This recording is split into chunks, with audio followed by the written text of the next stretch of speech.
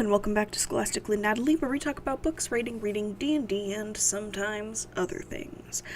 Today we're revisiting the spot where I abandoned it like 2 months ago, with Into the Land of the Unicorns by Bruce Coville. So, in other words, this will be a very short thing, and I'll give you a recap on why I still suck with time management at the end. Anywho, we are continuing on with the story where we last left off, which was Chapter 6 and 3 million years ago, where we decided that Kara said that she needed to go visit the Queen, and, her companions... Maybe not visit the Queen. Oh no, I've also forgotten. No, yeah, it was the Queen. Sorry, I was slipping back through. And the unicorn that helped her named Lightfoot, along with the large man-bear called the Dimblethumb, and the squirrel creature called the Squidjim, agreed to accompany her. And so, after resting, they decide to set out. And that is where we begin Chapter 7, Journey. The Forest of the Queen, Kara decided, must go on forever. They had been traveling since first light, and nothing seemed to have changed. The trees still stretched as far as she could see in every direction. Not that she could see very far. It didn't bother her, really. She loved being in the woods, and now that she had Lightfoot, the Dimblethumb, and the Squidjim for company, she felt neither as lonely nor as frightened as she had the day before. Her mood was helped by the forest itself, which was deeply beautiful, filled with great trees, mossy boulders, and babbling brooks. Brightly colored birds flew overhead, and butterflies floated in the few shafts of sunlight that managed to pierce the forest canopy. Oddly, her worst moments came when she saw the most beautiful sights. Before she could block the thought, she would think, "I wish Grandma could see this," which would immediately make her aware of how far from home she was and of her concern for her grandmother. At those times, she would wrap her hand around the amulet and, holding it tight, think, "I'll come back to you, grandmother. I won't leave you." She meant it. She knew too well what it was like to be abandoned. Though the Dimblethumb appeared to be lumbering along, he moved with a speed and silence that, given his size, was astonishing to Kara. As for the Squidjim, he kept scampering ahead, disappearing from sight, then racing back up from behind them. He was forever skittering up the trunk of one tree and zipping back down another, and twice Kara saw him make a long leap from one branch to another. She caught her breath at the sight. Though it was no more than she had seen squirrels do at home, watching a creature she had actually spoken to do it made the stunt seem vastly more daring. Kara had started out walking, but after an hour she found herself stumbling and dizzy. The second time she tripped over a root, Lightfoot knelt and told her to climb on his back. She was thrilled at the thought of riding a unicorn, but a little worried as well. It felt not properly respectful, a little like blowing bubblegum in church. "It would certainly astonish Moonheart to hear you say that," Lightfoot responded when she expressed her concern. "Who is Moonheart?" Lightfoot snorted. "My uncle. He's also one of the crankier unicorns who are apt to meet. I don't think he can imagine anyone feeling a need to show me respect." This talk of uncles and respect prompted Kara to ask something else she had been wondering. "How old are you, anyway?" "Old by your terms, quite young by ours." "What does that mean?" "Specifically, it means that even though I am slightly over 100 years old, Moonheart and the others treat me as if I were what you would call a teenager." "How do you know about things like teenagers?" she asked in surprise. "Oh, we watch your world fairly carefully. Look out. Low branch coming up."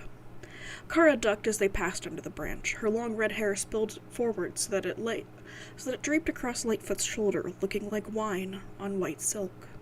Since she was not speaking aloud, it was perfectly easy to carry on the conversation while she was bent low to his neck.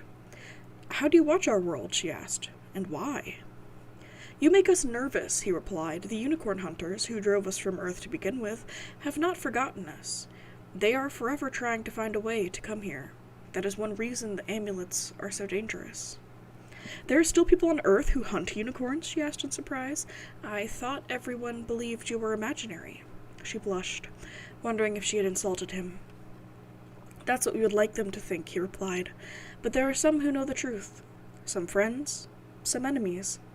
She felt a sense of embarrassment at coming from a species that had hunted unicorns, and wished that she could separate herself from the brutality of the idea. She decided to change the subject. "What did you mean when you said that you were not the first of your kind that I had met?" she asked. "Don't you remember?" he asked in surprise. "Maybe I do," she said slowly. "Was it when I was very little?" "I don't know. I simply know that I could tell that I was not the first unicorn to heal you." "I knew it," she cried. "I always thought I had been visited by a unicorn when I was little, but after a while people convinced me that I must have been imagining it." "It's just as well," he replied. "As I said, we prefer people to believe we don't exist."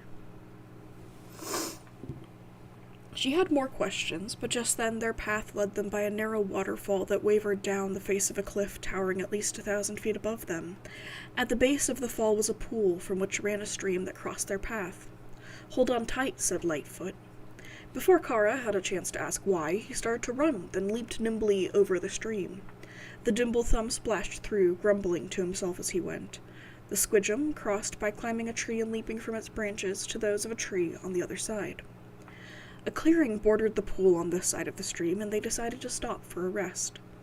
Lightfoot nibbled pale green flowers from a vine that grew at the edge of the trees. The Dimblethumb pointed to some berries, and with a nod indicated that Kara should eat them. She was more than happy to oblige, and even happier when they exploded in her mouth, with a burst of flavor sweeter and tangier than any she had experienced at home. The Dimblethumb started to pick berries from a spot close by her side. Looking up at his towering presence, Kara wondered if he was standing so close to be sociable, or if he was there to protect her. Either way, she was glad of his presence. She wished very much that she could talk to him. Having eaten her fill, she found herself thirsty.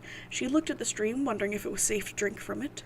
Unable to ask the Dimblethumb, she went to Lightfoot and placed her hand on his shoulder. "I'm thirsty. Wait until I clear the water." "What do you mean?" "It's one of our tricks," he replied, and this time she felt a bit of a chuckle beneath the answer. Walking lightly across the grass, he knelt at the edge of the pool and lowered his horn so that the tip was immersed in the water. Kara hurried over to stand beside him. The surface of the pond seemed to tremble as rays of silver extended from Lightfoot's horn across the water, though whether they were a reflection of the horn or something stranger, Kara could not say for sure. In the center of the pond, a large fish broke the surface, leaped, twisting and golden into the air, then returned to the water with a loud smack. A moment later, Lightfoot stood and shook his head, spattering silver water in all directions. Kara put her hand on his shoulder. "Safe to drink," he thought to her. "Actually, it was all right before I did that, though I couldn't have been certain until I tried it. Anyway, it will taste better now." "Thank you," she replied. Kneeling, she cupped her hands to the water, which was crystal clear, and lifted some to her lips. It was like drinking diamonds. She drank more, dipping her hands greedily into the stream. When she was full, more than full, she rinsed her face and turned to Lightfoot to ask him what he had done to the water. Before she could speak, the Squidgum began to shriek. Lightfoot spun, reared on his hind legs, trumpeted in anger. The Dimblethumb began to roar. Kara slipped her hand into her pocket and clutched the amulet. And that is the end of Chapter 7, which was, admittedly, quite short. I wanted to kind of scoot back into this because, admittedly, it is quite a short book, and I realized that I had completely forgotten it.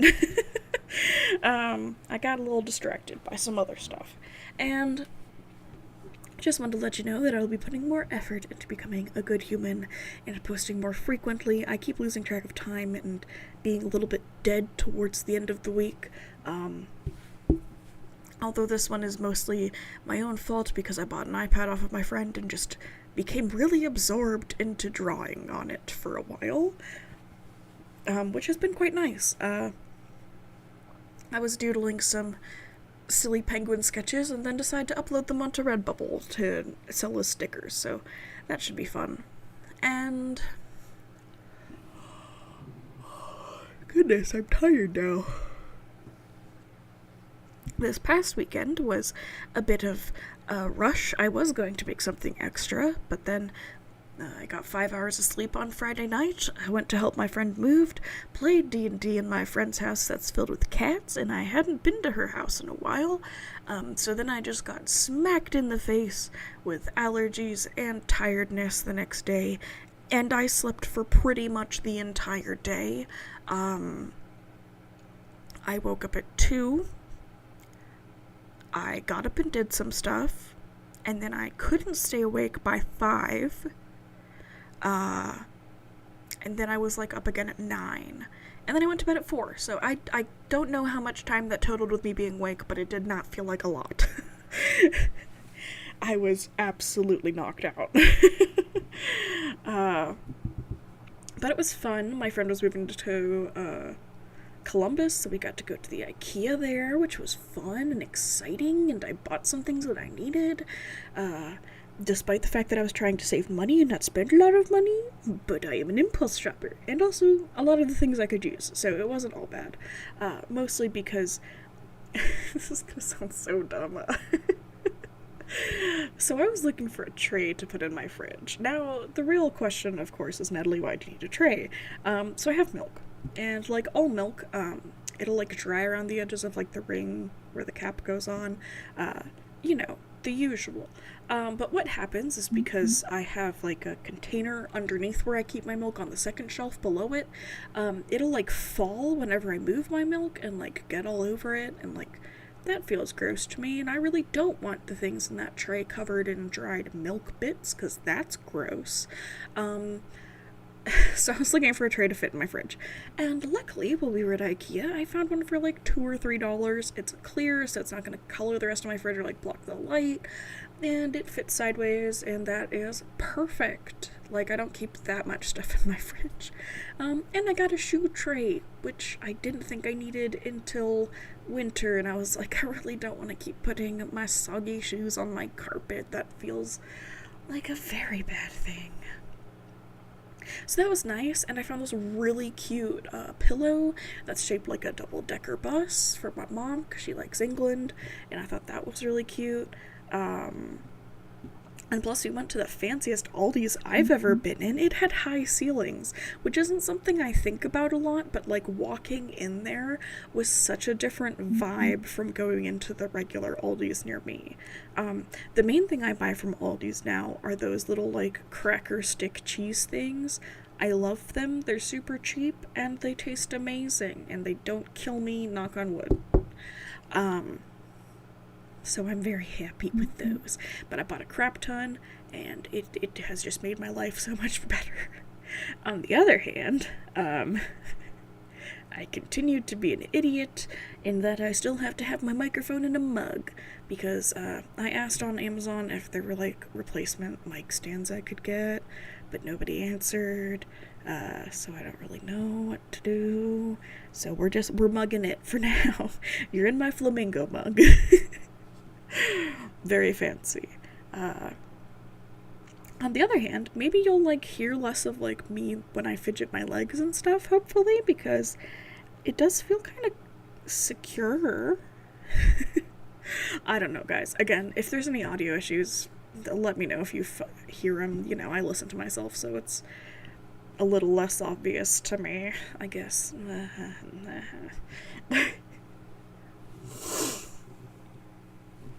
Anyways, sorry for this extremely short video. I will do my best to put out some more on-time ones, some longer ones. I am feeling more alive this week, so that should help us a bit. Wish me luck. Anyways, thank you guys so much for watching, listening, liking, perhaps even commenting to tell me what you think, what you'd like to see next. Do you have any specific requests for things that I've started, / almost kind of abandoned, / probably just forgot about and or didn't have the energy to do, and then forgot about, in case you can't tell, my memory's pretty bad, unless it has to do with pop culture things, that I'm great. I don't know what it is, but real life things, brain is at 0% at all times.